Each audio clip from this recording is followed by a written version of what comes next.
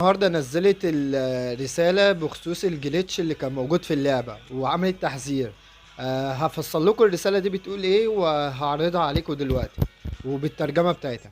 اول حاجة بتقول كل الناس اللي ما استخدمتش الجليتش، الناس دي هتتعوض سواء بكوينز او لعيبة او فتحة مجانية او بجي بي. تمام. نيجي بقى للجزء الاهم، الناس اللي استخدمت الجليتش، الناس دي هتاخد بان، بس اللي هو مش بان نهائي ولا بان حظر اللي هو مسح الحساب، لا، هي هتعمل بان مؤقت اللي هو ايه، قالت هنعلق الحسابات دي هتتعلق مثلا يوم يومين او 3 ايام اسبوع شهر بالكتير قوي. لان الناس اللي استخدمت الجليتش مش واحد ولا اتنين، دول ملايين استخدموا الجليتش. يعني هي مستحيل تقفل حسابات الناس دي كلها، مستحيل تقفلها. فانا احب اطمنك واقول لك كل اللي استخدم الجليتش هيتحظر مثلا يوم او يومين او اسبوع بالكتير، فاهمني؟ لكن برضو اهم حاجة قالت محدش يستخدم الجليتش ده وحذرت بيه.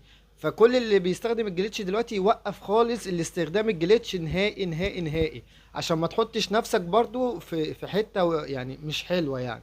وممكن تاخد بان نهائي بسبب اللي انت مستمر بعد الرسالة اللي جت في اللعبة. فكل اللي بيستخدم الجليتش غير الخطه بسرعه، والعب مثلا ماتشين ثلاثه كده ولا حاجه في الديفيجن، سواء كسبت او خسرت، المهم ان انت تغير الخطه وتبدا ايه تلعب بيها لغايه كل حاجه. عموما اللي انا قدرت اجمعها